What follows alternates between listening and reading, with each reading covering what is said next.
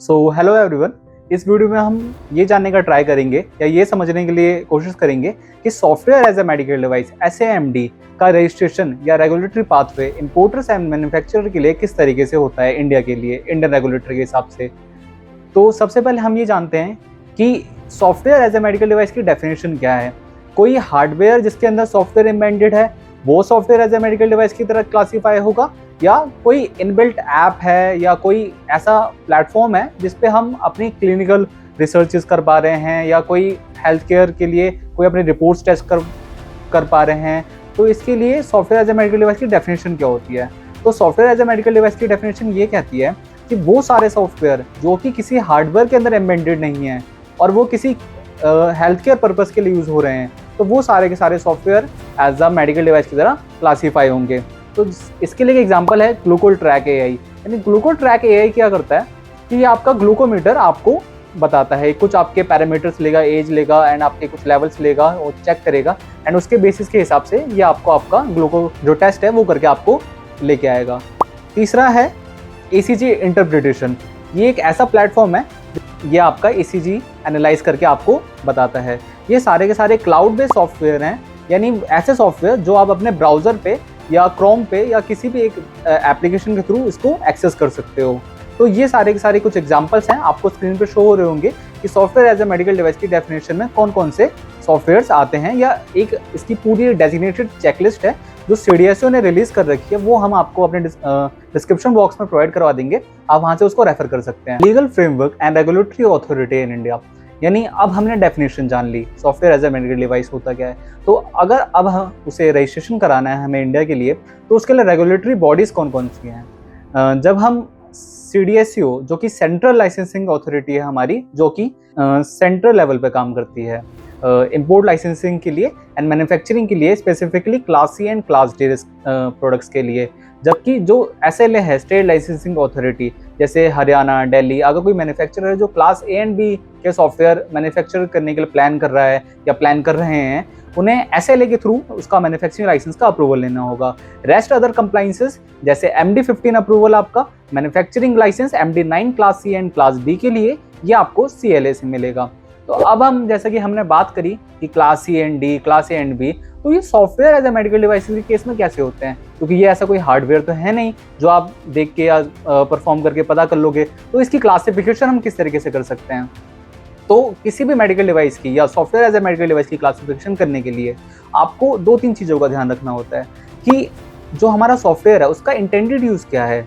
वो किसी डायग्नोसिस करने के लिए यूज़ हो रहा है, मॉनिटरिंग के लिए यूज़ हो रहा है, किस पर्पज़ के लिए यूज़ हो रहा है। एंड सेकंड चीज़, वो जिस चीज़ का ट्रीटमेंट कर रहा है उसकी सेवेरिटी किस हिसाब से है।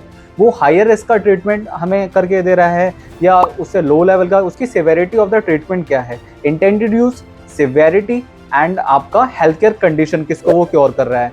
ये कुछ पैरामीटर्स हैं जिनको देख के हम पता कराते हैं कि जो हमारा software as a medical device है उसकी रिस्क क्लासिफिकेशन क्या है। नॉर्मली मेडिकल डिवाइस यानी software as a medical device की 4 रिस्क क्लासिफिकेशन होती है, class A, class B, class C and class D। Class A के अंदर आप एग्जांपल के लिए ले सकते हैं रिमाइंडर ऐप्स। क्लास B के लिए आप एग्जांपल ले सकते हैं BMI calculator therapy apps. Class C के लिए आप दे सकते हैं MRI viewer and class D के लिए ये हाई रिस्क डिवाइसेस होते हैं। तो ऐसा सॉफ्टवेयर जिसके अंदर AI का भी यूज़ हो रहा हो, ठीक है, यानी आर्टिफिशियल इंटेलिजेंस का यूज़ करके हम किसी कंडीशन को, हेल्थ केयर कंडीशन को डायग्नोस कर रहे हैं, ट्रीट कर रहे हैं, तो वो सारे के सारे जो सॉफ्टवेयर हैं वो क्लास D के अंदर क्लासीफाई होंगे।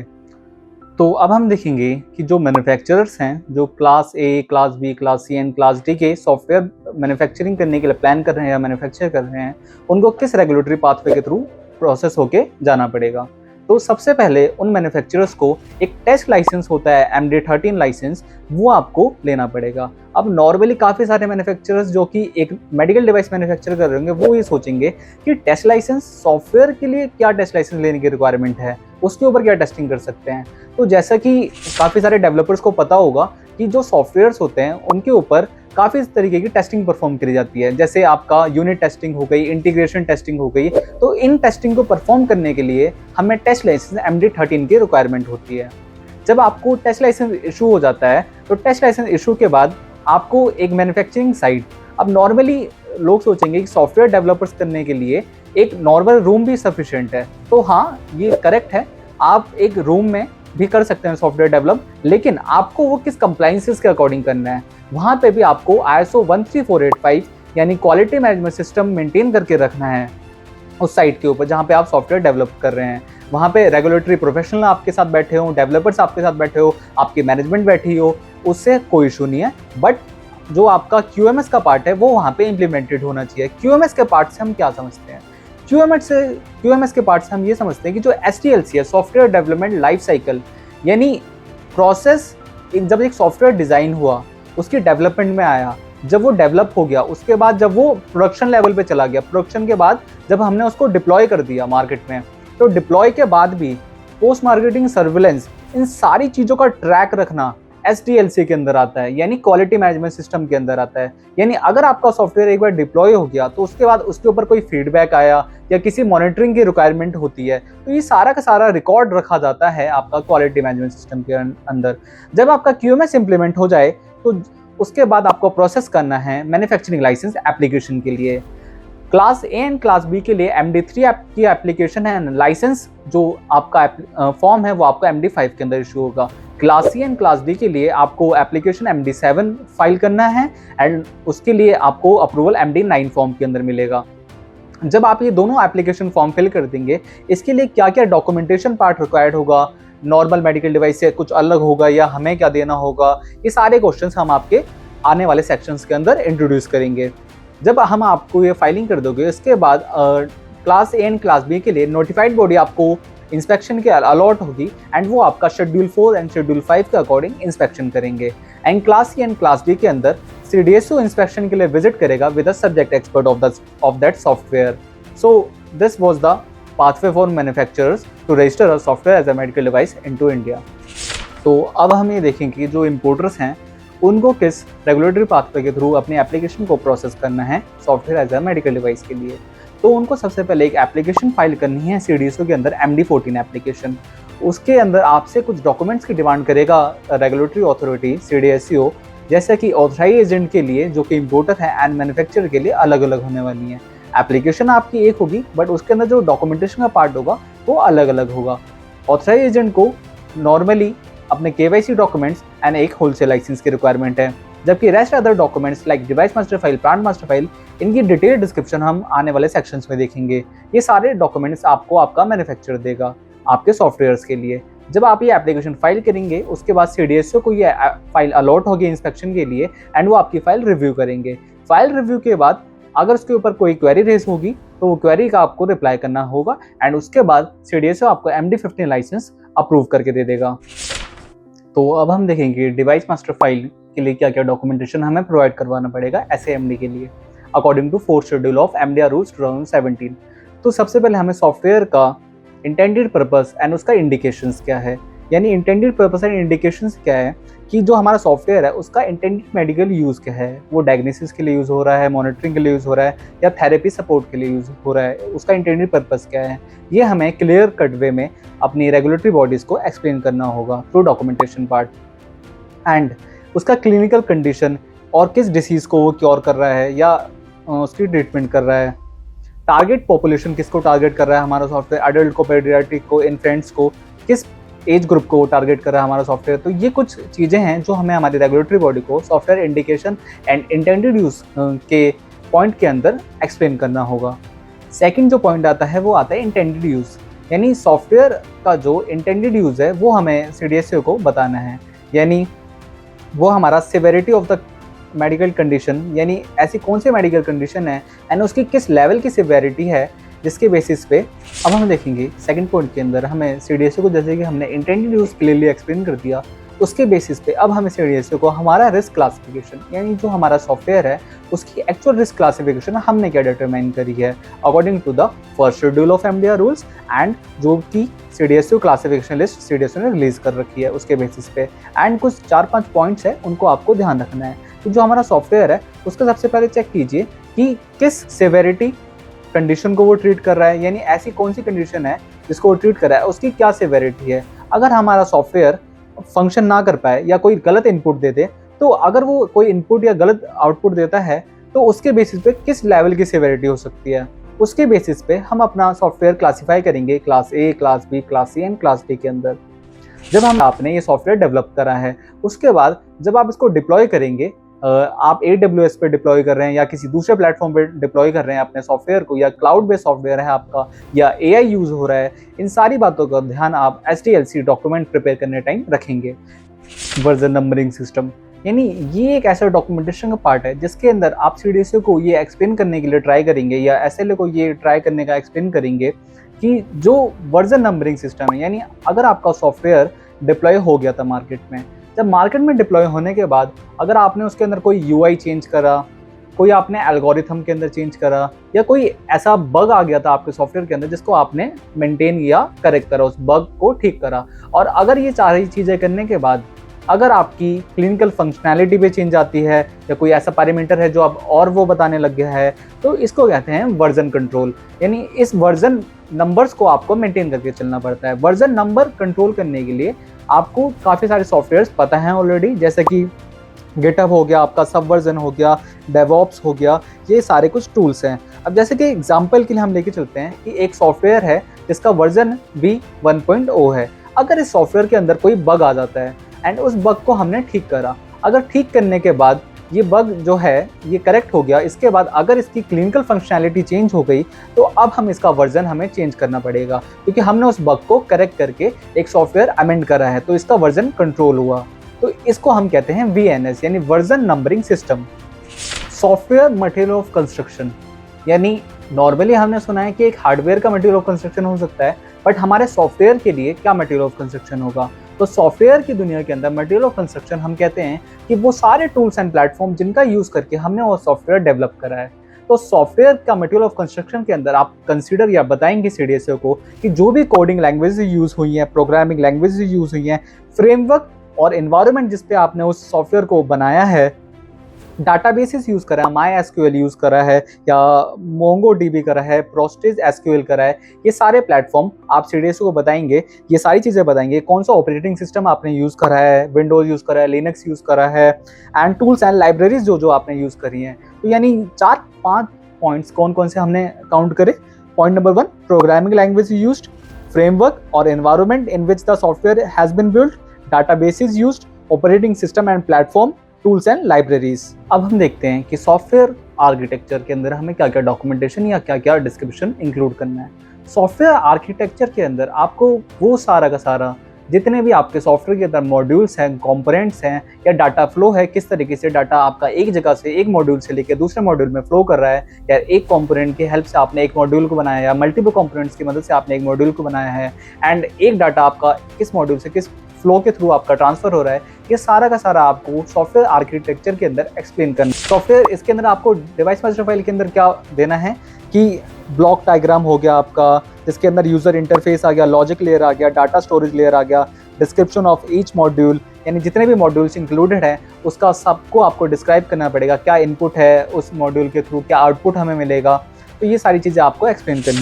तो अब हमारा नेक्स्ट पॉइंट है सॉफ्टवेयर वेरिफिकेशन एंड वैलिडेशन। जैसा कि जितने भी डेवलपर्स होंगे उन्होंने ज़रूर पढ़ा होगा अपनी ग्रेजुएशन या जिस भी बीटेक के दौरान कि जो आपका वेरिफिकेशन एंड वैलिडेशन में दोनों में एक माइनर सा डिफरेंस होता है। तो आपको स्क्रीन पे एक लाइन शो हो रही होगी वेरिफिकेशन के लिए, जो लाइन हम जनरली यूज़ करते हैं कि are we building the software right, यानी जो हम सॉफ्टवेयर बना रहे हैं वो हम सही तरीके से बना रहे हैं, तो ये आता है हमारे वेरिफिकेशन के अंदर। But when the point comes for validation, तो उस वैलिडेशन को हम करते हैं इस लाइन के through, are we building the right software, यानी जब हम सॉफ्टवेयर बना रहे थे तो उस टाइम हमने कुछ टेस्टिंग परफॉर्म करी, कुछ अपनी जो हमारा कोड था उसको चेक करा, तो इसको हम कहते हैं वेरिफिकेशन। यानी are we building the software right, यानी जो हम सॉफ्टवेयर बना रहे हैं क्या हम उसको सही तरीके से बना रहे हैं। And when the point comes for its validation, यानी जो हमने सॉफ्टवेयर बना लिया है क्या ये करेक्ट है, यानी जो जब ये सॉफ्टवेयर डिप्लॉय हो जाएगा मार्केट में तो तब ये किस तरीके से परफॉर्म करेगा। तो इस चीज़ को वैलिडेट करते हैं हम, फीडबैक फॉर्म्स हो गया, इसके क्लिनिकल इन्वेस्टिगेशंस हो गई, इन सारी चीज़ों की हेल्प से हम सॉफ्टवेयर को अपने वैलिडेट करते हैं। यानी इसमें मोस्टली पार्ट आपका पोस्ट मार्केटिंग सर्विलेंस का आता है।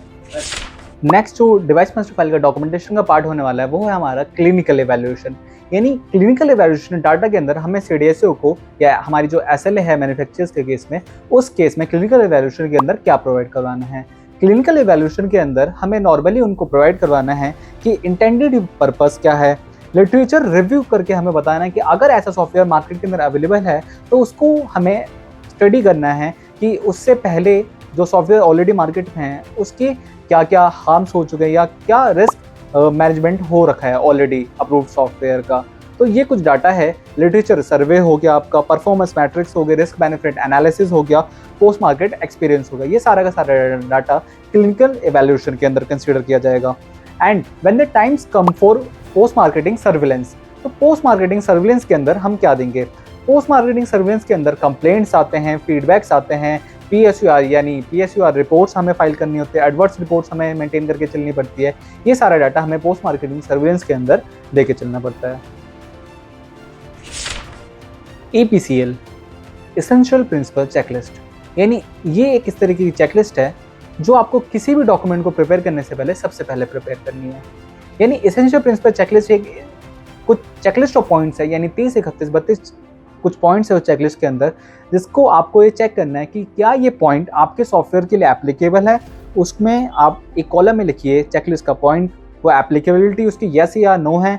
कुछ एप्लीकेबल स्टैंडर्ड्स जो चेकलिस्ट ऑफ पॉइंट के लिए एप्लीकेबल हैं, जैसे IEC 62304, IEC 82304, ISO 1497 या ISO 13485, जितने भी एप्लीकेबल स्टैंडर्ड उस पर्टिकुलर चेकलिस्ट के अगेंस्ट एप्लीकेबल है, उस एप्लीकेबल स्टैंडर्ड के अगेंस्ट आपकी पास कौन सा डॉक्यूमेंट अवेलेबल है अथॉरिटी को सबमिट करने के लिए, आपको क्रॉस चेक करने के लिए। इसके बाद आपको ये एसेंशियल प्रिंसिपल का चेकलिस्ट का डॉक्यूमेंट आपको प्रिपेयर करना है। Next document is risk management plan and risk management report. This is one of the reports जो आपका ऐसा नहीं है कि आप एक बार बना लोगे तो वो फाइनल हो जाएगा document. Risk management report is such like that कि जब आपका सॉफ्टवेयर डिप्लॉय भी हो जाएगा मार्केट में, जब भी आपको उसको मेंटेन करके चलना पड़ेगा। यानी जब भी अगर कोई कंप्लेंट आती है, कोई फीडबैक आता है, तो आपको उसको साथ के साथ अपग्रेड या अपडेट करते हुए अपने रिस्क मैनेजमेंट रिपोर्ट के अंदर चलना पड़ता है। रिस्क मैनेजमेंट रिपोर्ट बेसिकली क्या करता है कि जो भी आपका सॉफ्टवेयर है उसके थ्रू पर पेशेंट्स को या जो पॉपुलेशन है इंटेंडेड, उसको क्या हार्म हो सकते हैं, अब वो सारे के सारे हार्म आपको आइडेंटिफाई करने हैं। उस हार्म का क्या कॉज हो सकता है, उस कॉज के बाद आपको ये आइडेंटिफाई करना है कि अगर वो हो गया इन केस तो उसके थ्रू क्या हजार्ड आएगा। उस हजार्ड के बाद आपको ये आइडेंटिफाई करना होगा कि उन दोनों रिस्क की या इस रिस्क की क्या सेवेरिटी है एंड क्या प्रोबेबिलिटी है। इन दोनों चीज़ों को डिटरमाइन करने के बाद आपको एक RPN वैल्यू मिलती है। RPN वैल्यू के बेसिस पे आपको रिस्क बेनिफिट एनालिसिस करना है या कुछ मिटिगेशन टेक्निक्स लेनी है, जिसके बेसिस पे आप रिस्क को रिड्यूस करेंगे एंड इस तरीके से आप अपनी रिस्क मैनेजमेंट फाइल को प्रिपेयर करेंगे software as a medical device के लिए। तो this was all about the documentation part of device master file. Plant master file का जो पॉइंट है वो हम अगले सेक्शन में देखेंगे। तो अब हमारा डिवाइस मास्टर फाइल कंप्लीट हो चुका था, अब हम बात करते हैं प्लांट मास्टर फाइल की। यानी प्लांट मास्टर फाइल, जब हमने डिवाइस मास्टर फाइल बनाया उसके बाद अब हमें प्लांट मास्टर फाइल बनाने का टाइम आया। प्लांट मास्टर फाइल के अंदर हम क्या करते हैं कि जो हमारा मैन्युफैक्चरिंग साइड या जहाँ पे सॉफ्टवेयर डेवलप हो रहा है या जहाँ पे हमारी टीम बैठती है, वहाँ पे हमें ये चीज़ों का कुछ एक पॉइंट्स है, उनका आपको ध्यान रखना है कि बेसिक कंपनी ओवरव्यू हमें उस प्लांट मास्टर फाइल के अंदर इंक्लूड करना है। क्या प्रेमाइसिस एंड फैसिलिटीज़ पे है वहाँ पे, यानी जो भी प्रेमाइसिस आप यूज़ कर रहे हैं उस पर क्या फैसिलिटीज़ दे रखी हैं, उसका साइट प्लान आएगा। सॉफ्टवेयर इक्विपमेंट्स आएंगे, यानी जो भी इक्विपमेंट आप यूज़ कर रहे हैं वो आप यहाँ पे लिखेंगे। सॉफ्टवेयर इक्विपमेंट जैसे हमने बात करी, क्या ऑपरेटिंग सिस्टम है, क्या आर्किटेक्चर है, क्या लैंग्वेजेस हैं, क्या मटेरियल ऑफ कंस्ट्रक्शन है, ये आपका सॉफ्टवेयर इक्विपमेंट्स में आएगा। उसके बाद आपको क्वालिफाइड पर्सनल की लिस्ट आपको लगानी है प्लांट मास्टर फाइल के अंदर। क्वालिफाइड पर्सनल कौन होंगे, यानी जो जो उस सॉफ्टवेयर को बना रहे हैं, आपकी मैनेजमेंट हो गई, आपका HR डिपार्टमेंट हो गया, अकाउंट्स डिपार्टमेंट हो गया, सारा का सारा आपको क्वालिफाइड पर्सनल के अंदर मेंशन करना है। उसके बाद एक पॉइंट आता है इसके अंदर क्वालिटी मैनेजमेंट का, यानी आपको ये बताना है कि आपकी प्लांट मास्टर फाइल के ऊपर आप किस QMS के बेसिस पे वर्क कर रहे हैं, यानी ISO 13485 इंप्लीमेंटेड है, क्या क्वालिटी मैनुअल है, क्या SOPs है, क्या रिकॉर्ड्स हैं। इसके बाद आपको प्लांट मास्टर फाइल के अंदर कुछ और पॉइंट्स है, लाइक कंप्लेंट किस तरीके से हैंडल कर रहे हैं आप लोग, स्टोरेज कंडीशंस क्या हैं, इन सारे पॉइंट्स का ध्यान रखना है। तो इस तरीके से आपकी प्लांट मास्टर फाइल डेवलप हो जाएगी। अब हम चलते हैं सबसे एंड वाले टॉपिक पे, यानी इतना सारा डॉक्यूमेंटेशन का पार्ट अकेला करना पॉसिबल नहीं है। तो इन सारे डॉक्यूमेंटेशन को करने के लिए you can reach out to us at info@medicaldeviceregistration.com. Thank you so much, guys.